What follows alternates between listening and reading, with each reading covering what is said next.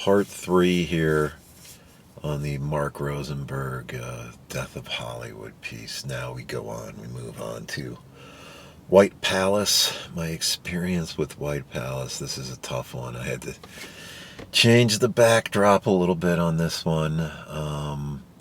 White Palace is a film that I've become very familiar with. It shoots in St. Louis while I'm living there, as I said in the earlier piece. It's when I first meet Mark Rosenberg. He's coming in with some of the other producers. We finally get into St. Louis in the late summer, like August '89. And the shoot lasts for about 10, maybe 12 weeks. It goes right till basically the end of the year. It's based on the Glenn Savon novel. It's interesting. I have a lot of friends that work at ballad bands, as I mentioned. That's where I meet Mark, who actually work on the production. One of them I'll get into, Tommy Gross, who was graduated from Webster University Media Studies Film School. Basically, he works on a lot of local productions or productions in Missouri or within certain radius, and he works on the production. I'll get into that. There's kind of a tragic story there. But a couple friends, kind of get hired to drive Susan Sarandon around town, tell her a little bit about what St. Louis is all about, and so on and so forth.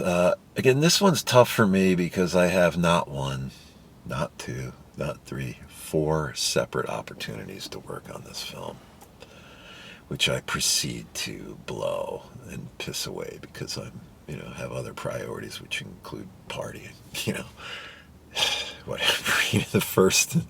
The first thing that comes up is through Tommy, through a casting for extras, or doing a big casting for extras. Avy Kaufman, A-V-Y, Kaufman, is a big casting director out of New York. She ends up, I see her name a million times later.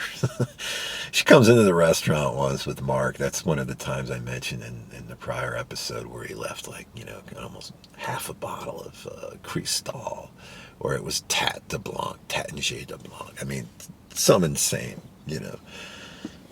bottle of champagne that we, finish. He leaves it as he tips the heck out of us, and then, he wasn't a big drinker, but he always ordered the best stuff, Who's having dinner with Avy Kaufman. Anyway, I was asked to help with the casting the extras, and of course I get wasted, and I don't make it, and come up with some BS. It's just humiliating, really.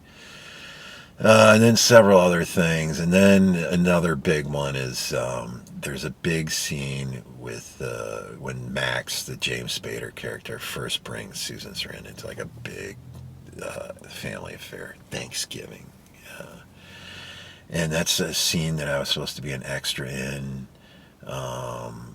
I would have fit in perfectly with that. Kind of this nice, upper crust Jewish family or whatever. It's just whatever. I'll blow through that. Again, to work on a feature film from start to finish and just piss that away. I had actually, the first thing I ever worked on was actually in St. Louis. It was a year prior. It's worth mentioning just because a couple people are very notable in it. It was a film called The Old Explorers. It starred James Whitmore, who was kind of in a little bit of a lull career-wise, but then he really gets a huge bounce because, of course, he's Brooks and Shawshank Redemption a few years later. And then Jose Ferrer Jr., right, in The Old Explorers. I had no idea who this guy was. Everybody kept talking about, he won an Oscar, Cyrano de Bergerac. No one seemed to mention he was in a film called, David Lean's, Lawrence of Arabia. He has an unbelievable part in that as the Turkish captain, who it's implied, does stuff to Peter O'Toole's Lawrence, as well as the Caine Mutiny. He has an unbelievable scene opposite Bogart, and I see the Caine Mutiny literally a few days after I work on The Old Explorers. It's also directed by Bill Pohlad. Bill Pohlad goes on to be a big producer things like Tree of Life, Terrence Malick film, as well as Into the Wild, Sean Penn, and some other stuff. I think his company's called River Plank. But it's funny because his dad, Carl Pohlad, is kind of the basis for that Hervey Fresnel character, the tight-fisted dad in Fargo who won't give up the money. It's kind of loosely based on that. I mentioned Fargo in relationship to White Palace as well because very similarly, Fargo, the original Coen Brothers film, they're mocking, they're having fun with Minnesota, and if you read Glenn Savant's book, White Palace, it's a very similar thing. I think Mandoki, the director, wasn't really interested in that, but I thought it was ironic that the characters, that Spader and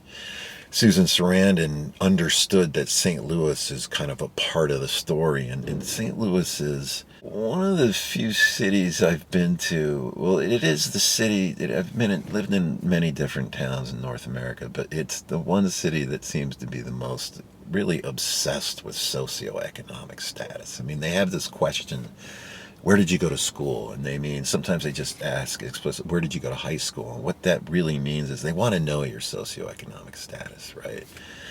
And when I caught on to what that really meant, I kind of started messing with people. I would say Vashon, which was this, kind of a high school in the hood that produced a lot of great basketball players, JoJo White back in the day, but it was kind of ghetto. And people would be like, what, Vashon? And they knew I was messing with them. But, that's kind of missing from the film. And I think that's a little bit of an issue. I mean, obviously, Mandoki's films are very much kind of like Sidney Pollack, always very much focused on relationship and that kind of thing. But I think that's an element that he kind of misses out on.